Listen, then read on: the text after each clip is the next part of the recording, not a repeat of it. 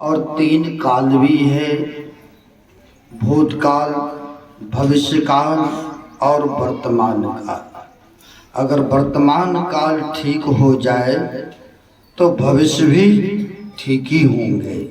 इसलिए भी तीन बार तीन गुण भी है, रजोगुण, तमोगुण और शतोगुण। सात्विक प्रवृत्ति हो जाए हम आपका, सत्कर्म होने लग जाए, इसलिए तीन बार गुरुदेव भगवान का बुलंद स्वर में जय घोष करें।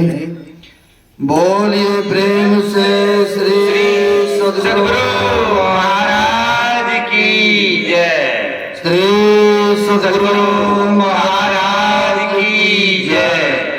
श्री सद्गुरु महाराज की जय। अखंड मंडलाकारणं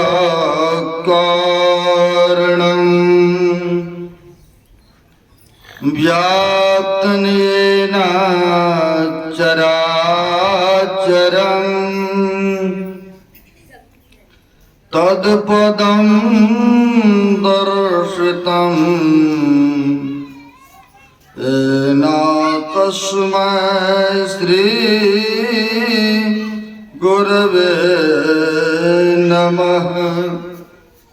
परम गुरवे नमः। परापर गुरवे नमः। परमात्मा गुरवे नमः। आत्मा गुरवे नमः। आदि गुरुदेव अनादि गुरुदेव अनंत गुरुदेव अखिल गुरुदेव चरण गुरुदेव शरण गुरुदेव श्री गुरु महाराज चरणारविंदो नमो नमस्ते।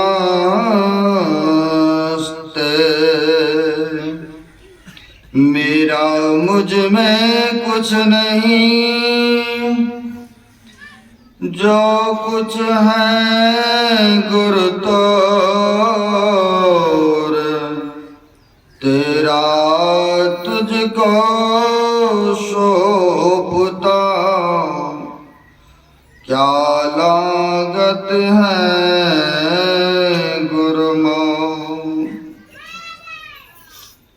प्रातः स्मरणीयान श्री भूषित जन जन में कनकर में व्याप्त जग उद्धारक जग कल्याणकारक ऐसे सर्वव्यापक गुरुदेव भगवान के पाद पद्मों में असंख्य असंख्य बार नमन है।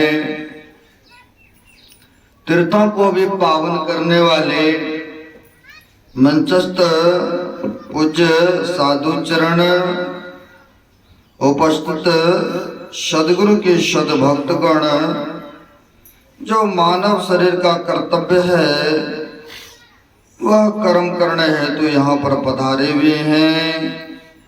आप लोग बड़े भाग्यशाली हैं और पुण्यात्मा हैं, क्योंकि धर्म काम करने हेतु यहाँ पर जत्र तत्र से संत महापुरुषों की छत्र छाया में एकत्र हुए हैं। अभी हम आप पवित्र ग्रंथ रामचंद्रमानस के उत्तरकांड से मनुष्य शरीर के प्रधानता और विशेषता हम लोग सुन रहे थे। 4 खानियों में और 84 लाख योनि में से यह उत्तम शरीर बताया है और उनमें भ्रमण करते करते करते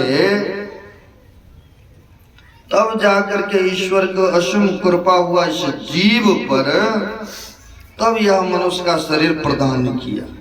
अभी हम लोगों ने सुने, कबहू कर कर नानर देही अदेत इस बिनु हेत नहीं। जब ईश्वर को असीम कृपा हुआ तब जाकर के यह जीव को मानव का शरीर प्रदान किया है, यूं ही नहीं मिल गया है। 4 खानी में 84 लाख जोनी में भ्रमण करते करते करते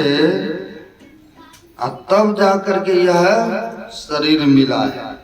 और वे रवन को पढ़ते हैं या सुनते हैं, उनमें भी आया है, नर समान कवनहु देही अजीव चराचर जांचत जेही। तो उनमें कहते हैं नर्तन सम कवनहु देही, यानी यह नर शरीर मानव का शरीर के समान और कोई शरीर नहीं है।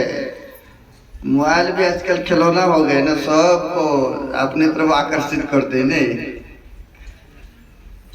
तो हम लोग सुनते हैं यह मनुष्य के अलावा और शरीर नहीं है, क्योंकि बड़े भाग मानुष तन पावा।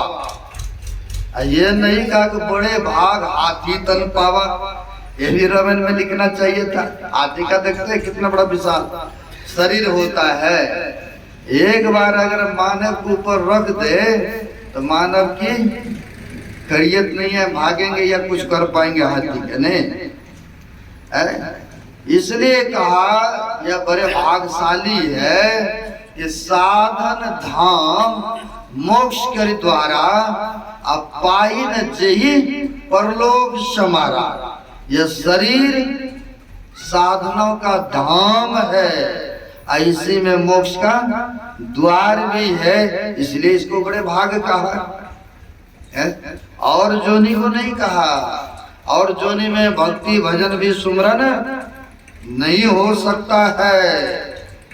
महापुरुषों ने कहा 84 भुक्ति घनी बहुत सहयोजम मार। अब भरमी प्रियोतियु लोक में तिन्हों न मानियो हार, तिन्हों न मानियो हार। हीरा देही पाकर मोल माटी कर दनी, चरण दास कहे सहजिया अजू न सुमरे करतार। कहते हैं हीरा जन्म यह मिला हीरा। अभी सुन रहे थे ना हीरा के संबंध में। यह मानव शरीर भी महापुरुष कहते हीरा देही पाई कर मोल माटी कर दनी। इसका मूल नहीं जाने, यूं ही खाया यूं ही समय को बिताता रहा। तो कहा ऐसे मानव के लिए जो आध्यात्मिक में नहीं जुड़े, वैसे मानव के लिए महापुरुषों ने कहा इनको मैंने भूल से मनुष्य बना दिया। उनको मैं बना रहा था 4 पैर वाला और 2 सींग वाला और बड़ा सारा पूंछ वाला मानव है, यानी जानवर बना रहा था। तो कहने के लिए कुछ नहीं छोड़ा उन्होंने। जो भजन नहीं करते हैं ऐसे व्यक्ति के लिए कहते हैं बैल गरहता नर गरहा। नर मतलब यह मनुष्य के शरीर। जो भजन भक्ति नहीं करते हैं, यूं ही जीवन को व्यतीत कर रहे हैं, खाया पिया न जाने क्या क्या कर्मों को अपनाए हैं, तो ऐसे व्यक्ति के लिए महापुरुषों ने कहा बैल गरमता नर गरहा, यानी मैं तो 4 पांव वाला उनको बना रहा था, लेकिन नर मनुष्य को बना दिया। बैल गरमता नर गरा, चूका सिंह और पूछ, ये कहीं गुरु की भक्ति बिनु दीर्घधारी दीर्घ मूछ। अब देख लीजिए, कहने के लिए कुछ नहीं छोड़ा। बेशक आपको वो प्रिय लगा, कटु सुनने में लगा। लेकिन महापुरुषों ने कहा जो भजन भक्ति नहीं करते हैं, ये सुंदर शरीर पा करके ईश्वर की आराधना नहीं करते हैं, तो कहा ऐसे को मैंने भूल से मनुष्य बना दिया। मैं तो बना रहते इनको 4 पैर वाला है, लेकिन भूल से मनुष्य बना दिया। क्यों ऐसा कहा? क्योंकि यह मनुष्य शरीर यह बड़े उत्तम शरीर है। 84 लाख जोनि में से सबसे श्रेष्ठ, सबसे विशेष इसको महत्व दिया है। इस पर आकर के अटके हुए हैं, पासा को पलटने का सुनहरा अवसर है ना। और भी संतों के पास चलते हैं, वो भी फरमाते हैं, कहा 84 योनि में भ्रमण करते करते यह मानव के शरीर पर आकर अटके हुए हैं। कहा 1,84,000 भरमी के अब पांव पर अटके आए, अब की पासा न फिरा फिर 84 जाए। कहते यह मानव शरीर में आकर के अटके हुए हैं, यानी पासा को पलटने का यही सुनहरा अवसर है। भजन सुमरण करने का यही सुनहरा अवसर है। अगर नहीं करेंगे 84 में से तो अबे किया मानव शरीर में, अब फिर 84 जाए। 84 में अन्य पशु पक्षी की जोड़ी में जाना कोई भी पसंद करेंगे? कोई भी पसंद नहीं करेंगे। एक महापुरुषों ने कहा किनमें कितने कितने वर्षों तक भ्रमण करना होता है, तो फरमाया है 20 लाख अस्थावर जानो। अब देख लीजिए, अस्थावर उसको कहा जाता है जो कि अपने से कहीं आना जाना नहीं करते हैं। वैसे सब में भी हम लोगों को भ्रमण करना पड़ता है।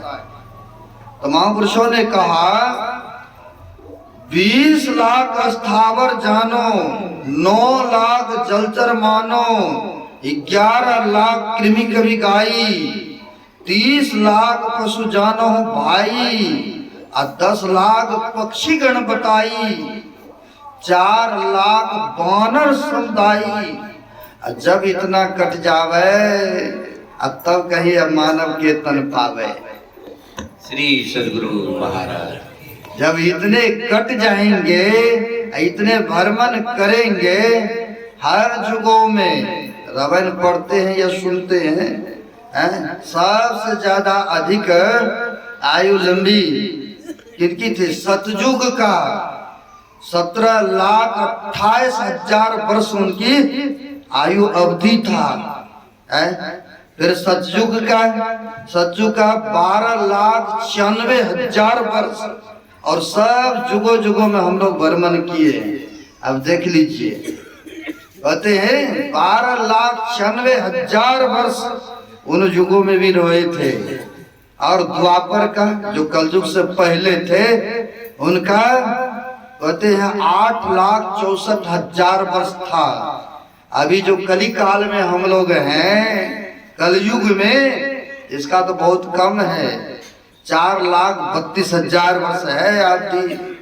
और सब युगों में हम आप भ्रमण किए हैं। तो यहाँ पर महापुरुष कहते हैं 20 लाख अस्थावर जानो। अस्थावर जैसे गाछ, पहाड़, ये सभी जोनी में हम लोग गए हैं। अभी सुने हम लोग अंडज, पिंडज, उष्मज और अंकुरज में 84 लाख योनि है। अंकुरज जैसे गाछ वृक्ष पैदा लेना, उनमें भी भ्रमण किए हैं। तो कहते 20 लाख अस्थावर जानो, 9 लाख जलचर मानो। जल में जो चलने वाला है, मछली, कछुआ, कीड़े मकोड़े, सब में भ्रमण किए हैं।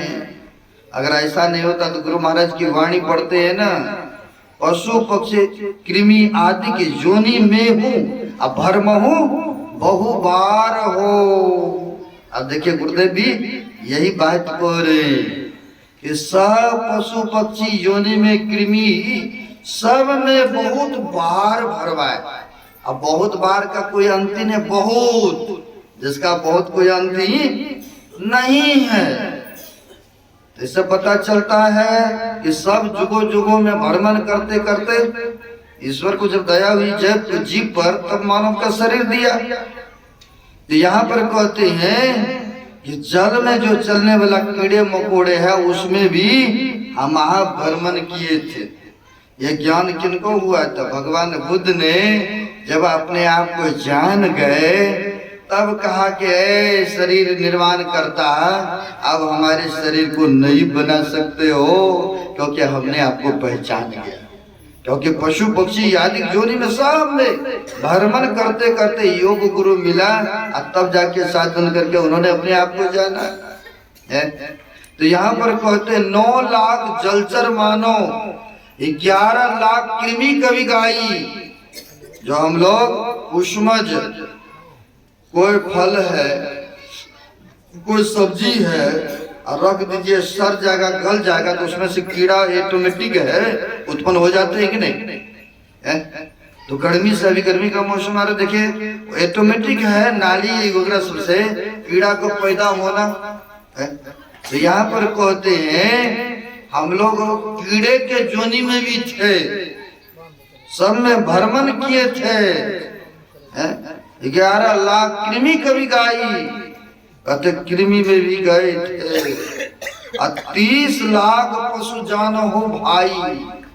पशु 4 पांव वाला पशु, लेकिन कबीर साहब के पास चलेंगे तो उन्होंने कह दिया जो भजन नहीं करते हैं, जो सदगुरु के छत्र छाया में नहीं आते हैं, ऐसे मानव के लिए कहा जब उनका शरीर छूटेगा और जो भजन नहीं करेंगे, सदगुरु के छत्र में चरण में जुड़ करके नहीं रहेंगे, तो कहा भजन बिना बैल बिराने होई हो और दीवाने मन बड़ा दुख पैयो। कहते भजन नहीं करोगे तो बैल के शरीर मिलेगा और फिर देख लीजिए क्या खाना मिलेगा, कहाँ रहना होगा। कोई भी चाहते हैं कि शरीर छूटने के बाद पशु पक्षी की जोनी में चले जाएं? कोई भी नहीं चाहेंगे, लेकिन वैसा कर्तव्य को अपनाएंगे तब तो मानव की शरीर मिलेगा। तो कहते हैं 30 लाख पशु जानो हो भाई। जो पशु है 4 पांव वाला, 30 लाख वर्ष तक हम लोग उनमें भी भ्रमण किए। अब देख लीजिए ये महापुरुष की वचन है। 30 लाख पशु जानो हो भाई।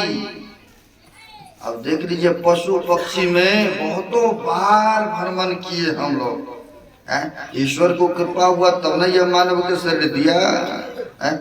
तो कहते 4 लाख बानर समुदाय, भालू बानर 4 लाख वर्ष तक उसमें भी रहे। और जब इतना कट जावे तब कहीं मानव के तन पावे। जब यह कट जाएगा सब योनि में भ्रमण करते करते भुगत लेंगे, तब जाकर कहीं यह मनुष्य का शरीर मिलता है। यूं ही नहीं मिल गया है, बड़े भाग सुनते हैं कि बड़े भागशाली हैं हम लोगों को मिला है। लेकिन मनुष्य शरीर पाना कुछ और बात है, मानवता को लाना, मानवता मनुष्य में आना कुछ और बात है, और मानव तन पा करके सदगुरु को पाना कुछ और बात है।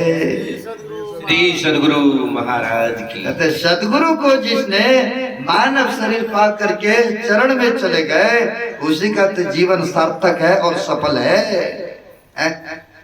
नहीं तो 4 काम मनुष्य भी करते हैं और 4 काम पशु भी करते हैं ना। हम लोग गीता के वचन सुनते हैं ना, आहार निद्रा भय मैथुन च समान मेतुत पशु नरायम अज्ञानम नरायम अधिक विशेषो अज्ञान हीना पशु भी समान है।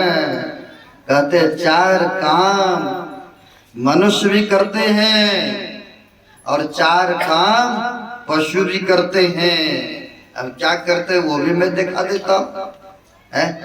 आहार लेना, भोजन ने भोजन मनुष्य भी लेते हैं ना, और जानवर भी चार पांव वाला वो भी लेते हैं। बेशक घास भूसा खाते हैं या आपके जूठन खाते हैं, पेट तो वो भी भर रहे हैं ना। आहार लेना वो भी करते हैं और मनुष्य भी आहार लेते हैं, दोनों का काम बराबर है ना। अब बड़े भाग कहते हैं मनुष्य शरीर पाए हैं। अगर आपको आंखों देखी बात बताऊं तो आप भी अफसोस करेंगे। एक दिन के बाद एक समय की, हमें कहीं जाना था सत्संग करने हेतु, और ट्रेन की प्रतीक्षा में हम लुधियाना स्टेशन पर चेयर कुर्सी पर बैठे हुए थे। अब बैठे हुए थे ट्रेन की प्रतीक्षा में, होता क्या है, एक सरदार आते हैं, जैसे सुबह सुबह सैर करने घूमने के लिए वॉकिंग के लिए निकलते हैं ना, एकला साथ में डॉग कुत्ता भी था, मोटा तगड़ा, और घूमते घूमते स्टेशन होकर के जा रहे थे। और स्टेशन पर आप हम देखे होंगे खोखा होता है, जैसे पानी बोतल चिप्स कुरकुरे बिस्किट वगैरह सब मिलता है।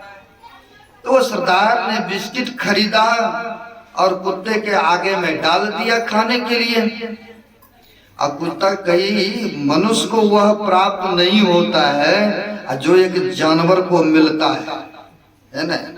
क्यों? क्योंकि उसने कुछ ऐसा सत्कर्म को किया था पिछले जन्म में, और उसके पुण्य के फलों से गाड़ी में घूम रहा है कुत्ता, नहीं बढ़िया रूम रहने के लिए है।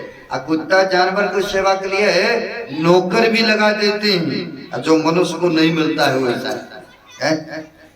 क्यों? तो पिछला कुछ ऐसा शुभ कर्म मिला था, अन्य जोनियों में वह भोग रहे हैं सुख सुविधा।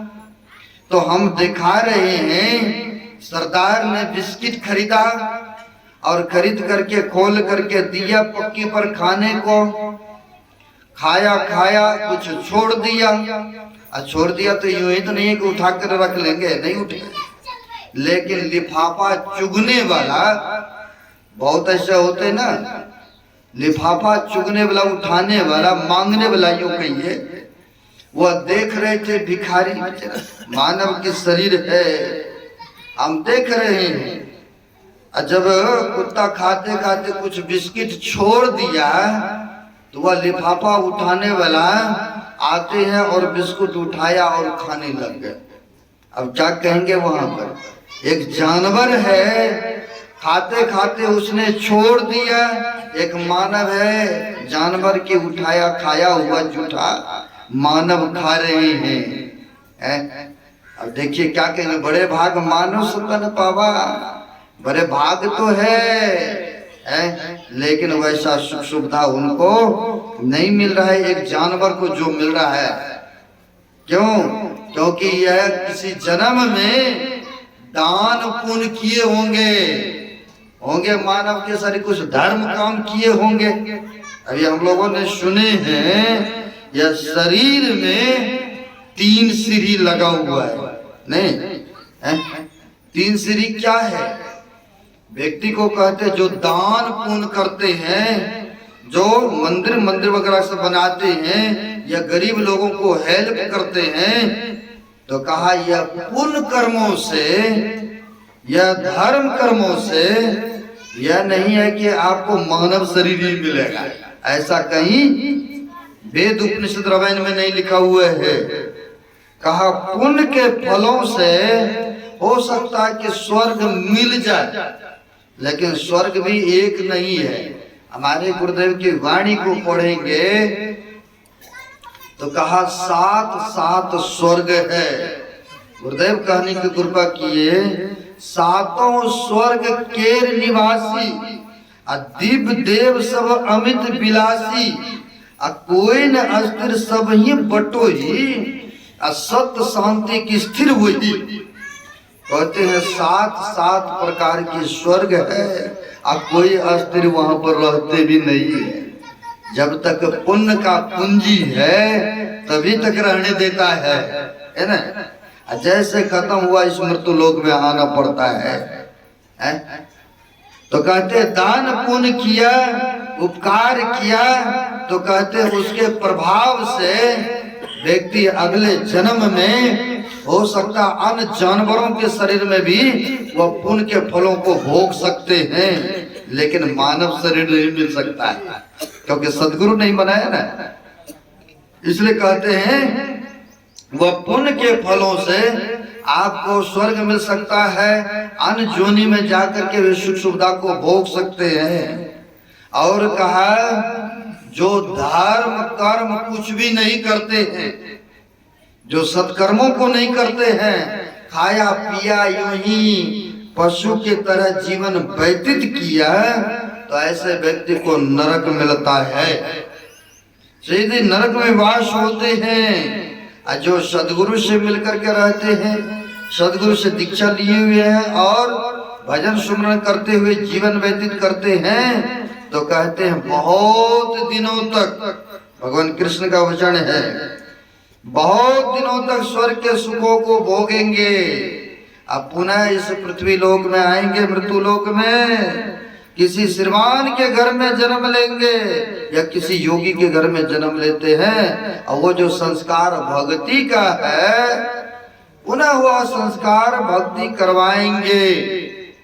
गोस्वामी तुलसीदास जी महाराज से किसी भक्तों ने पूछते हैं, महाराज सत्संग ध्यान सुमरन कर रहे, करते करते उसका शरीर परित्याग हो गया, तो ऐसे मानव के लिए क्या होगा प्रभु, आप बताने की कृपा करें। तो गोस्वामी जी महाराज ने उदाहरण देते हुए बताते हैं, जैसे किसान लोग जमीन में बीज को जैसे तैसे डाल देते हैं, किसी का मुंह चाहे बेशक नीचे जमीन की ओर है, किसी का इधर है, किसी का इधर, किसी का सीधा होगा, जैसे तैसे खेत में बीज डाला। अगर बीज अच्छा है तो क्या होता है, बेशक उसकी मुंह जमीन के अंदर की ओर है, उसमें ऐसे गुण ऐसे शक्तियां हुआ करते हैं, कहा कि वह जमीन को फाड़ते हुए आकाश की तरफ उसके अंकुर निकल आएंगे। ऐसा होता भी है ना। कहा सच्चा सदगुरु का लिया हुआ मंत्र, सच्चे सदगुरु के चरण शरण में गए हुए व्यक्ति का कभी अधोगति नहीं होता है। जो सच्चे सदगुरु के चरण में आएंगे तब तो ऐसा होगा ना। तो यहाँ पर कहते हैं कि पुण्य कर्मों के फलों से हम आपको स्वर्ग मिल सकता है, लेकिन सदगुरु के चरण में जुड़ करेंगे तो मोक्ष मिलेंगे। क्योंकि कबीर साहब भी कहते हैं भक्ति बीज बिनसई नहीं, जो जुग जाए अनंत, ऊंच नीच घर जन्म ले, तौ संत को संत। क्योंकि संस्कार पड़ा है ना, भक्ति का बीज पड़ा है ना उसके अंदर में। तो कहते हैं बेशक डोम के घर में जन्म लिए, लेकिन वह संस्कार पुनः भक्ति भजन कराएंगे। रविदास देख लीजिए, सोपज भगत देख लीजिए, भक्ति के प्रभाव से यह संस्कार के कारण आज पूजनीय है ना, पूजनीय है। उनके आदर से लोग नाम लेते हैं, लेकिन भक्ति करेंगे या सदगुरु के चरण में जाएंगे तब तो। जो मानव नहीं आ रहे हैं, तो अभी सुना रहे थे आहार लेना, भोजन करना, खाया, पशु भी खाया, दोनों का एक समान है जीवन। बेशक आप बढ़िया बढ़िया खाए कोई बात नहीं, पशु आपके जूठन खाए, घास भूसा खाए, लेकिन पेट तो बड़ा ना, दोनों का कम बराबर है। आहार भय, अब भय के कारण मानव अच्छे स्थान में सोते हैं ना, सुरक्षित स्थान रूम में, कहीं कोई जानवर आकर के रात्रि में हमला न कर दे, इसलिए तो सुरक्षित स्थान में सोते हैं ना। अब भय एक जानवर को भी है। कुत्ता देख लीजिए सड़क पर सोते हैं, कई बार गाड़ी आती है, सीटी हॉर्न मारा तो देखिए वो चौक करके भागता है, आखिर भय है ना जान, इसलिए ना वो भाग जाते हैं सड़क से। यानी दोनों का काम समाननीय है, बराबर दिख रहा है, आहार लेना, भय, निंद्रा। रात्रि में एक जानवर भी सोते, बेशक आप गर्मी लगती है तो पंखा चला के एसी रूम में सोते, बेशक जानवर सड़क पर सोते खुले आसमान में। आखिर निंद्रा तो वो भी लेते हैं ना, और मानव भी लेते हैं, दोनों का काम बराबर दिख रहा है। जन्म देना, एक जानवर भी बच्चे को जन्म दिया करते हैं और मानव भी देते हैं, और दोनों का काम बराबर रहा तो भगवान कृष्ण कहते हैं इनसे विशेष काम नहीं किया, उत्तम काम नहीं किया, तो ऐसे मानव के लिए भगवान कृष्ण कहते ज्ञानहीना पशु भी समाना। यानी जब उसे श्रेष्ठ उत्तम काम नहीं किया तो मानव शरीर में रहते हुए वो पशु के समान है। अब देख लीजिए, महापुरुष कहते हैं वो पशु के समान है। उत्तम शरीर पा करके जब तक उत्तम काम नहीं किया तो फिर पाना तो है, पाए तो है, लेकिन यह शरीर भी कब छूट जाएंगे इसका कोई अता पता भी नहीं है हम लोगों को। महापुरुषों ने कहा को जाने कल की, जगत में खबर नहीं पल की। लोग कहते वृद्धावस्था में भजन करेंगे, अभी तो बहुत समय पड़ा है, लेकिन वृद्धा को किसी ने देखा है? बाबा नानक के पास चलेंगे, नानक साहब भी कहने की कृपा किए, क्या बालक, क्या जौवने, क्या वृद्ध कशुबंद, वो अवसर नहीं जानिए जब आई परे जमफंद। वो समय का कोई पता नहीं है। हम आप देखते हैं जन्म लिया करते हैं बच्चा, और जन्म लेते सार कई बार संसार से छुट्टी विदा हो जाते नहीं हो जाते हैं, और कई बार किशोरा अवस्था में भी छुट्टी होता है। क्या जौवने, जौवने मतलब कई बार जवानी में भी चलते बनते हैं, क्योंकि इसका कोई पता नहीं है। अब वृद्धावस्था में सबको जाना है ने, बेशक परमात्मा को हम आप धोखा दें, दांत टूट जाते दांत लगा लेते हैं, लेकिन उसको तो सब पता है कि नहीं पता है, सब देख रहे हैं ना। दांत लगा लिया, बाल सफेद हुआ, बाल को काला कर लिए, ये भी तो परमात्मा को दिख रहा है? लेकिन उसे छिपने वाला नहीं है। आंख से देखना कम हुआ तो चश्मा लगा लिए, लेकिन सब पता है, नोटिस पे नोटिस दे रहा है, अब फिर भी मनो सचेत पड़े हैं, अरे करेंगे ना वृद्धावस्था में भजन, अभी बहुत समय पड़ा है। लेकिन एक संत हो गए मुलुकदास, उनका कहना है, कहते हैं आंख में पड़ेगा छाला, नाक से बहेगा नाला, लाठी से पड़ेगा पाला जरा जिंदगानी में, खड़े खड़े मन मूत्र त्यागोगे, अब पड़े पड़े थूकोगे त्रिकदानी में, जब शक्ति ना रहेगी तो भक्ति क्या करोगे? कहत मुलुक दास भगवान का भजन कर लो जवानी में। कहते हैं आंख में पड़ेगा छाला, वृद्धा होते तो कम दिखाई होने लगते हैं ना। परमात्मा ने सोचा कि जब मानव वृद्ध हो जाएंगे तो देखेंगे नहीं, तो चश्मा लगाएंगे। चश्मा के लिए बैठ लगाने के लिए पहले दो ठो कान दे दिए, उस पर डंडल रखेंगे ताकि नहीं, व्यवस्था पहले कर दी है ना उन्होंने, यूं ही रखेंगे तो रहेगा नहीं, तो उसने पहले सोच करके दो कान रखने के लिए डंडल दे दिए। तो कहते हैं आंख में पड़ेगा छाला, नाक से बहेगा नाला, लाठी से भी पड़ेगा पाला।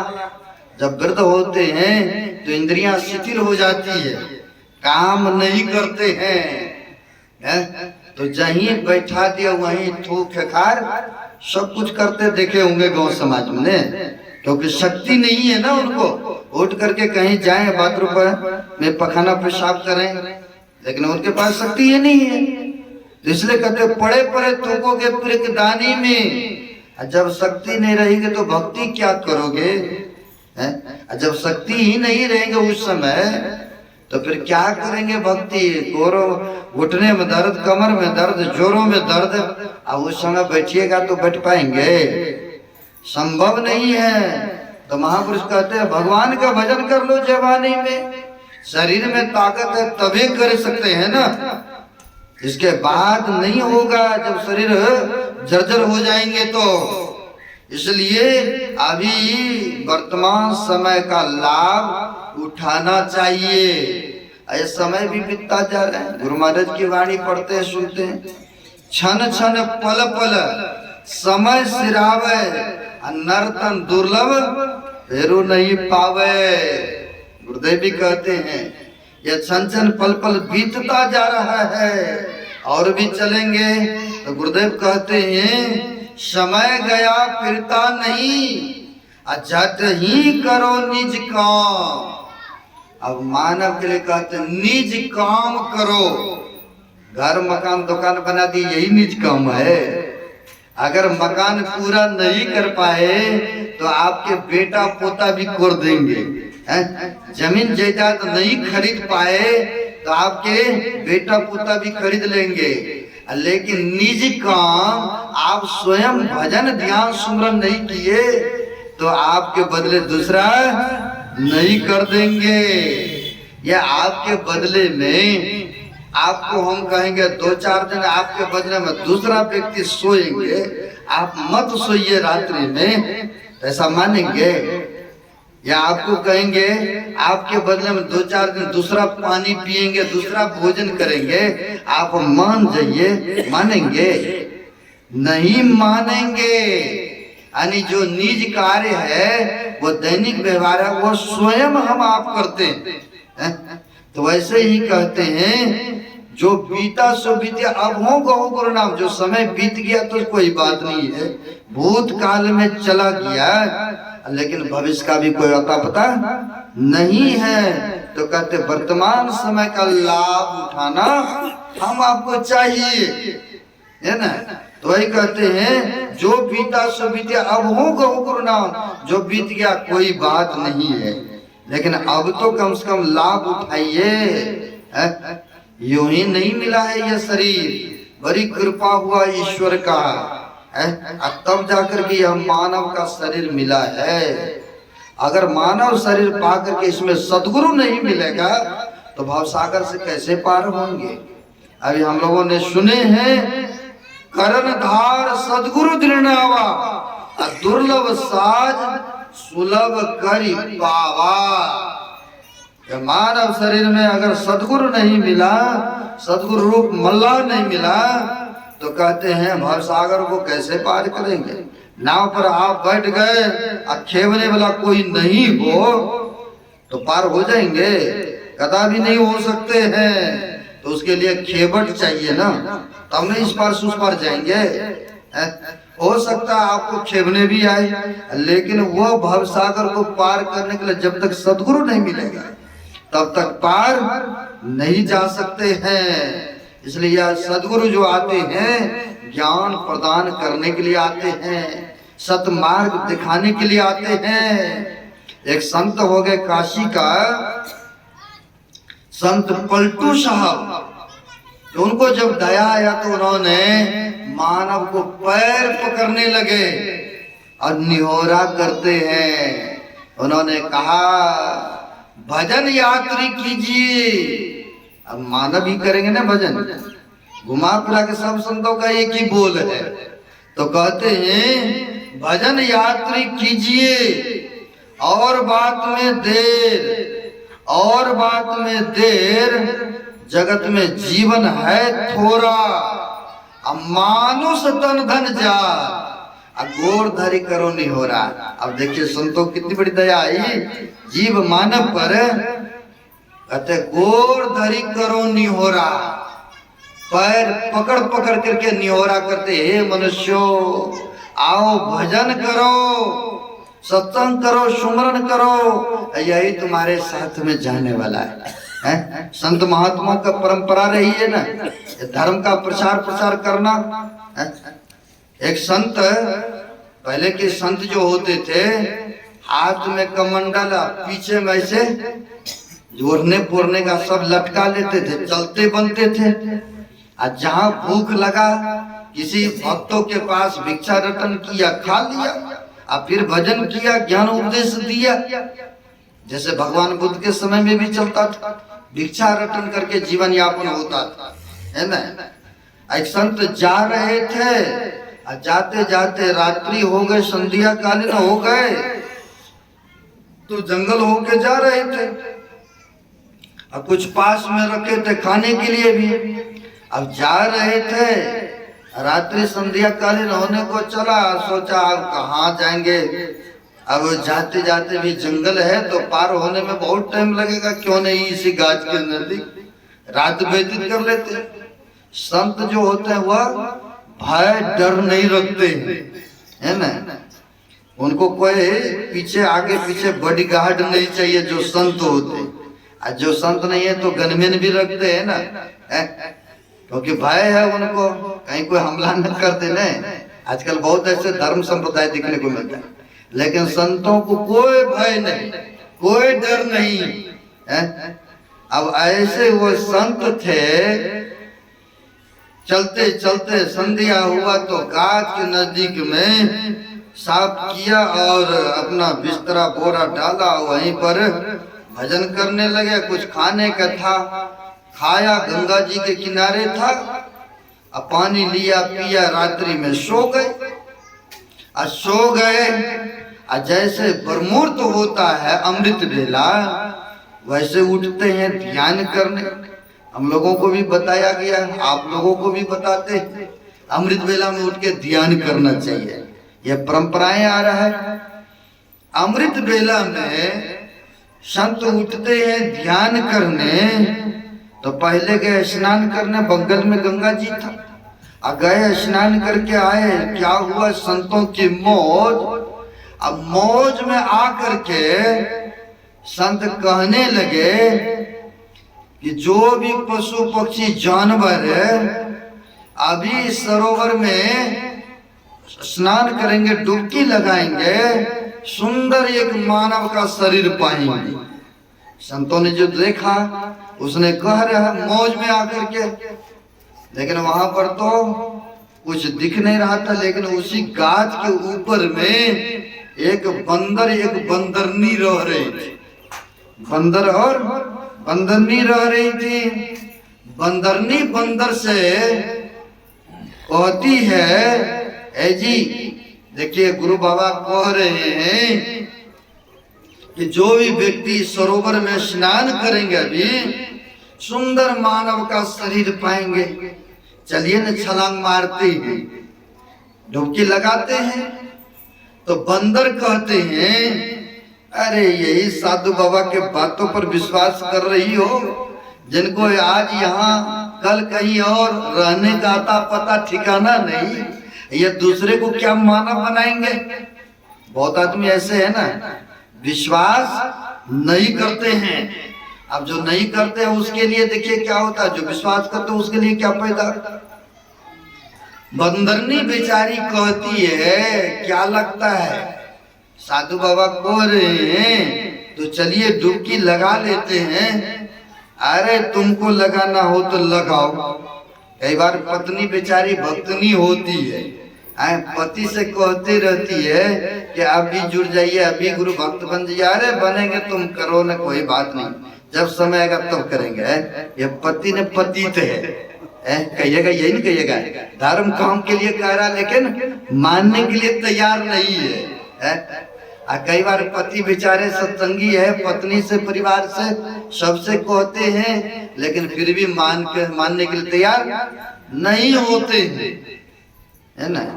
अब बंदरनी बेचारी कहती है बंदर पति देव से, क्या लगता है अभी भी चलिए न छलांग मारते हैं सरोवर में। और साधु बाबा का कहना है कि जो कोई स्नान करेंगे सुंदर मानव का शरीर पाएंगे। क्या लगता है डुबकी गोता लगाते हैं? अब बंदर घुसा फुसा के कहते हैं तुमको लगाना हो जाओ लगाओ, सर्दी का मौसम था, तुमको लगाना हो लगाओ, हम तो नहीं लगाएंगे। इसी के बात पर विश्वास है? कहीं स्नान रोज जाते हैं, स्नान करते हैं, रोज पानी पीते हैं, तो कहाँ हम लोग मानव बन गए? कौन कह रहे? तो बंदर कह रहे हैं ऐसा। बंदर नहीं कहती है मैं जा रहा हूँ डुबकी लगाने, स्नान करने, देख लीजिए। कहा कोई बात नहीं, जाओ, तुमको सर्दी पकड़ेगा तब पता चलेगा। अब बंदर का बात है, बंदरनी का दोनों का चल रहा है।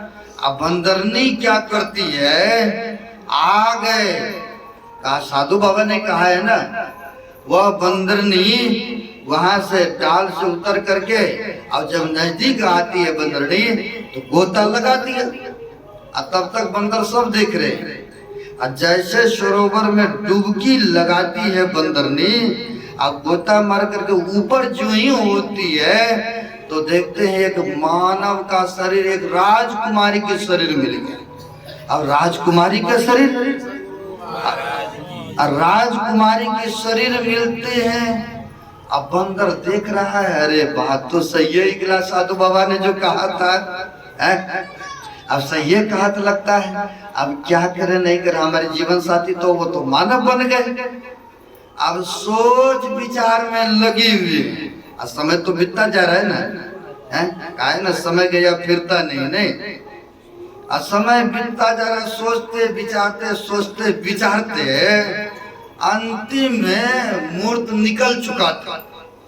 अब मूर्त निकल चुका था, जैसे रविदास जी महाराज ने भी राजा पीपा को चमड़ा का पानी निकाला था और दे दिया था, कहा अमृत जल है, अमृत रोज तो हम ही पीते हैं, आज आए हो तो तुम भी पी लो। नहीं, लेकिन इनको अरे चमड़ा का पानी निकाल के दिया, कहीं ये अमृत हो सकता है? विश्वास नहीं था नहीं। लेकिन बच्चे ने उसका है रस को स्वादन किया तो अंतरात्मा उनकी दृष्टि खुल गई कि नहीं, और सबके मन की बात को जाने की नहीं। अब बाद में जब महसूस हुआ, पता चला कि यही रस का करिश्मा है, इनके मन के बातों को जानते, तब दौड़ कर गए, महाराज वो दे दीजिए ना जो उस दिन दिए थे। तो संतों का वो तो समय निकल गए, वो वक्त निकल गए, अब कहाँ से, अब स्वयं करना पड़ेगा तब निकलेगा, तब मिलेगा। अब यहाँ पर भी बंदर देख रहे हैं, देखने के बाद सोचते विचारते अब हमारी जीवन साथी बंदरनी गोता लगा ही ली, सुंदर शरीर पा ही ली, तो चलो हम भी अब लगा देते। लेकिन समय निकल चुका था, लगाया गोता सरोवर में, जो निकला बंदर के बंदर ही रह गए, क्योंकि समय निकल गए थे। सदगुरु महाराज समय के साथ अगर करते तो उसको भी बंदर सुंदर होता ना शरीर। तो संत महापुरुष तो इतना दयालु, इतना कृपालु है, वो पैदल चल करके धर्म का प्रचार करते। तो वही संत पलटू साहब को दया आया इस मानव पर, कहा गोर धरी करो निहोरा। अब देख लीजिए संतों की कैसी कृपा होते। क्यों कहा? क्योंकि मानुष तन धन जात यह छन छन पल पल बीतता जा रहा है, तो कहा गोर धरी करो निहोरा। अब कांच महल के बीच में अब पवन पंछी एक रहता, और 10 दरवाजा उड़ा खुला, औरंग को नित उठी चाहता। अब भज लीजिए भगवान को, आही में भल है अपना, आवागमन छूटे मिटे जन्म की कल्पना। अब पलटू अटक ना कीजिए, घर 84 फेर, अब भजन यात्री कीजिए और बात में देर। तो संतों ने कहा यह शरीर में 10 दरवाजा है, और हमारे गुरु महाराज को होते हैं 9 दरवाजा। संत पलटू साहब के नाभि का भी लिया है, जब जन्म लेते तो उसमें भी देखते हैं ना, नाभि माता के नाभि में ऐसा इतिहास में कि वो ज्वाइंट होता है और उसी से भोजन पानी सब मिलता है, वो भी एक सुराग बना हुआ है। अब इसमें 10 दरवाजा क्या है ये भी मैं दिखा दूं। जो बराबर ध्यान सत्संग सदग्रंथों को पढ़ते हैं उनको तो पता है, और जो नहीं पढ़ते नहीं सत्संग करते हैं तो उनके लिए ये जानकारियां होंगे। और इसी 9 दरवाजा से यह जो बोलता राम जीव है इसी एक दरवाजा से निकलता है। निकलता है कौन कौन दरवाजा है? 2 आंख की दरवाजा है ऊपर में है?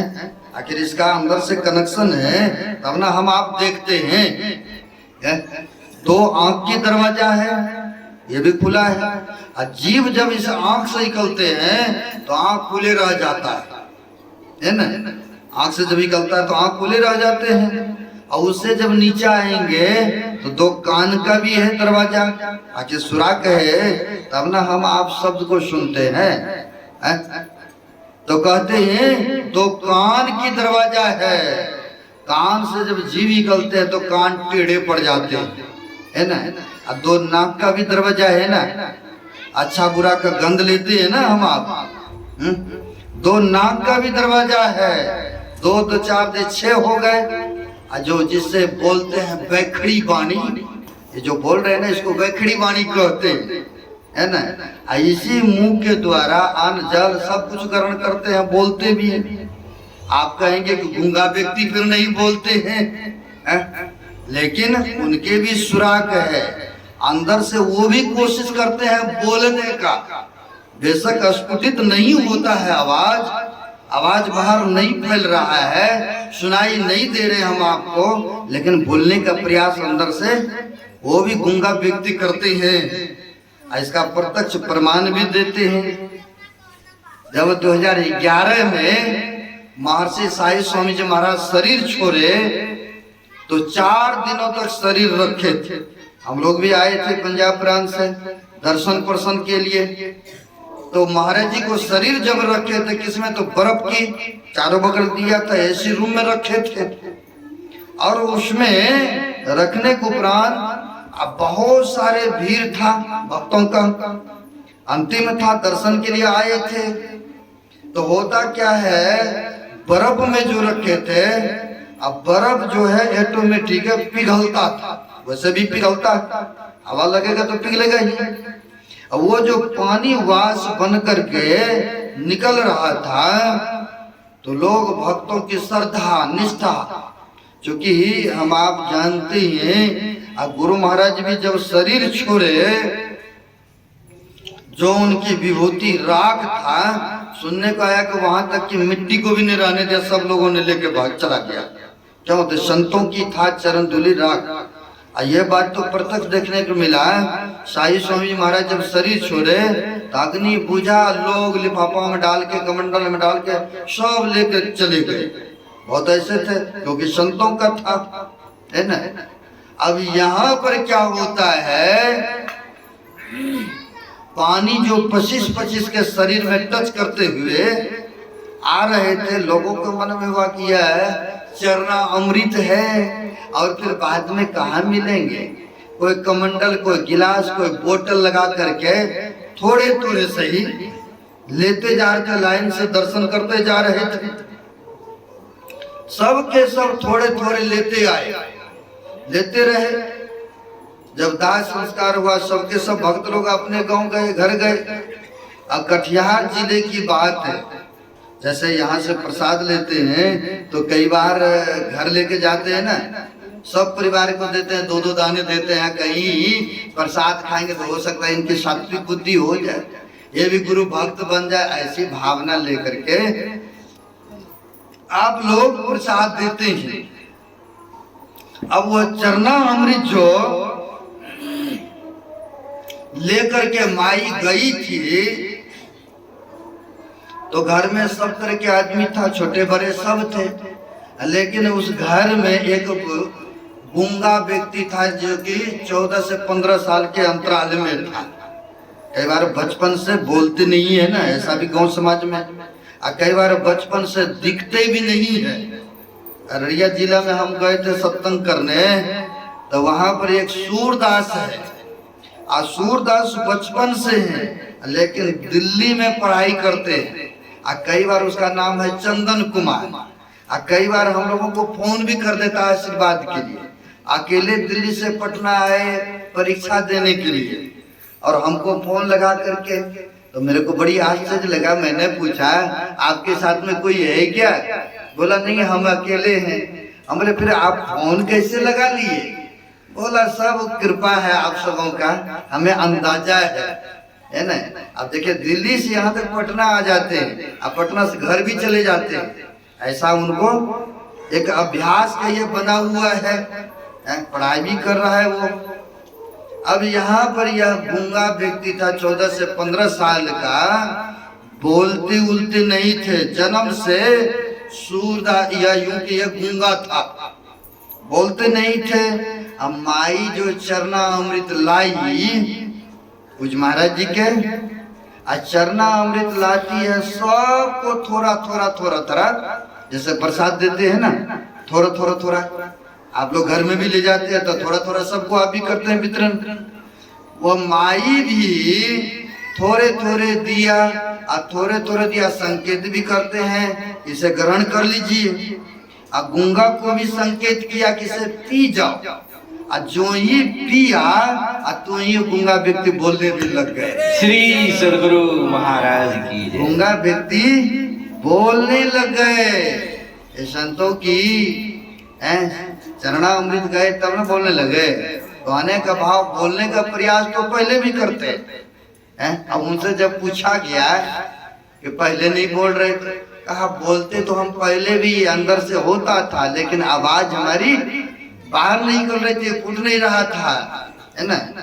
तो कहते एक मुंह का भी दरवाजा है, नहीं 7 हो गए दरवाजा, और 2 मन मूत्र विसर्जन करने का है। यह 9 दरवाजा है। इसी 9 में से जीव का निकलना होता है। तो हमारे गुरुदेव कहते हैं कि 9 द्वार से ऊपर उठो 10वें द्वार में, और तब वह सुख व आनंद को प्राप्त करोगे। गुरुदेव कहते हैं तन नव द्वार हो रामा, अति मलिन हो ठामा, त्यागी चलो 10वें द्वारी, सुख पाओ रे भाई। कहते हैं 10वें द्वार में जब प्रवेश करेंगे तब देखिए सुख और आनंद मिलेगा। 9 द्वार क्या आंख से कीची निकलता है? ये तो अति मलिन है ना। आंख से कीची, कान से गुजू, नाक से देखिए क्या क्या निकलता है, मुंह से लिरपुआ, नीचे से भी गंदगी निकलते हैं। यह अति मलिन है। तो इसे कहते हैं त्यागी चरो चरो 10वें द्वारी, सुख पाओ रे भाई। जब 10वें द्वार में चढ़ाई करेंगे तब वह सुख मिलेगा, तब वह आनंद मिलेगा, है ना। जब तक यहाँ रहेंगे अंधकार के नगरी में, तो कहते इस नगरी में तिमिर समाना, भूल भरम हर बार, खोज करो अंतर उजियारी, छोड़ चलो 9 द्वार। वो भी संत कहते हैं राधा स्वामी जी महाराज कि 9 द्वार को छोड़ करके 10वें द्वार में प्रवेश करो। तो साधन कौन करेंगे? तो यही मानव शरीर करेंगे ना। मनुष्य तो साधन सुमरन भजन कर सकते हैं, भक्ति कर सकते हैं, एक जानवर से भी होगा, जानवर नहीं कर पाएंगे, है ना। यह मनुष्य शरीर मिला है, बड़े उत्तम शरीर मिला है, ईश्वर की कृपा हुआ है। और उत्तम शरीर पा करके और उत्तम काम नहीं किए तो बड़भागी नहीं कहलाएंगे। अभी तो कह दिया कि बड़े भाग मानुष बड़ी भूल करके बुलोरी हो गए कि हम सबसे उत्तम शरीर पाए, लेकिन उत्तम काम नहीं करेंगे, सत्कर्मों को नहीं करेंगे, तो कहते फिर बड़भागशाली नहीं है हम आप। मानव शरीर पा करके जब मानवता को अपनाएंगे तब कहीं जाकर के बड़भागी होंगे, अन्यथा ऐसे नहीं है बड़भागी, है ना। यह क्षण क्षण पल पल समय बीतता जा रहा है, समय निकलता जा रहा है, इसलिए कहते हैं सुकृत कर लो, नाम सुमर लो, को जाने कल की जगत में खबर नहीं पल की। तो कहते हैं जो सुमरन भजन करेंगे, सत्कर्मों को करेंगे, यही मानव के शरीर में जाते हैं। यह 5 तत्वों से शरीर बना है, अब 5 तत्वों से संसार भी बना है। नहीं चित जल पावक गगन समीरा, अब पंच रच दिया अधम शरीरा। तारा की पत्नी तारा जब बाली को मार दिए राम भगवान ने, रो रही है, विलाप कर रहे, तब राम भगवान ने कहा अरे ये 5 तत्वों से बना है और सामने तो पड़ा है, लेकिन जो इनमें रहने वाला है वो मरता उड़ता नहीं है, वो अजर अविनाशी है, वो मरने वाला नहीं है, ये तो अविनाशी है। जीव निकल गया, जीव निकल गया तो क्या इसका मरना हुआ? नहीं। हम लोग बचपन से लेकर के अब तक में कितना वस्त्र को पहने होंगे और कितना छोड़े होंगे जिसका आता पता नहीं है। उसी तरह से कहते हैं ये एक मोटा शरीर, स्थूल शरीर छूटता है, लेकिन उधर सूक्ष्म कारण महाकारण केवल शरीर ये रह ही जाते हैं। लेकिन यह शरीर में रह करके जैसा भी कर्मों को किए हैं तो उधर सूक्ष्म शरीर में भुगतना पड़ता है। यानी यूं समझिए गाछ में 5 जड़ है, अब 5 जड़ में एक जड़ को काट दीजिएगा तो गाछ क्या सूख जाएगा? नहीं सूखेगा। आप लोग विवेकशीली है, आपको जानकारी है, गाछ यानी नहीं सूखेंगे, वो हरा भरा ही रहेंगे। उसी तरह से ये कि यह स्थूल शरीर छूटता है, लेकिन उधर और भी शरीर रह ही जाते हैं, है ना। लेकिन जो स्थूल शरीर में रह के कर्मों को अपनाए हैं, किए हैं, उधर सूक्ष्म शरीर में भोगते हैं। इसलिए यह मानव का शरीर मिला है, उत्तम शरीर, और उत्तम शरीर पा करके उत्तम काम कीजिए, सत्कर्मों को कीजिए, जहां तक हो सके तन से, मन से, धन से परोपकार कीजिए, है ना। जब उपकार करेंगे, भला करेंगे, सुमरन करेंगे तो यही तो मानव शरीर का धर्म है ना, कि किसी जीव को हिंसा करो, किसी मानव को दिल दुखाओ, ऐसा नहीं कहा है ना। परमात्मा की कृपा है, दिया है तो जहां तक हो सके खाओ, दूसरे को खिलाओ, धर्म काम करो, धर्म में खर्चा करो तो आपका यह जमा रहता है।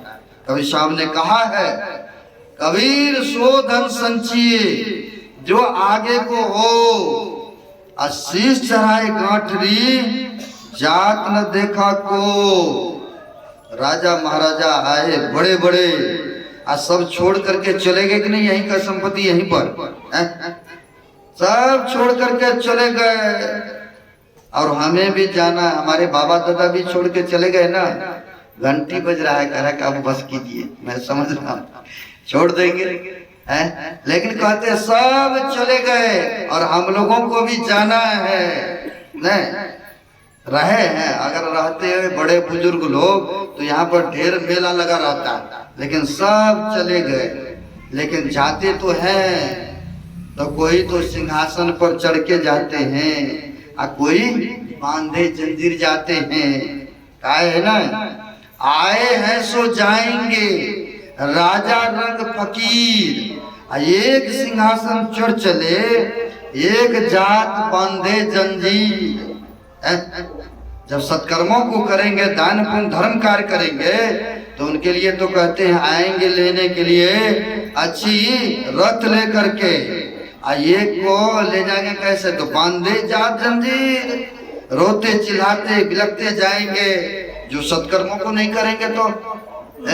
इसलिए कहते हैं जाना निश्चित है, लेकिन जाने से पहले हम लोगों को कमाई कर लेना है। यानी कबीर सो धन संचिए, जो सत्कर्मों को करेंगे यह धन आपका जमा रहेगा, यह धर्म आपके साथ जाएंगे। तो ही जाता ना, कर्म या धर्म ही जाते हैं मानव के साथ में, बाकी तो सब यहीं पर छूट जाते हैं।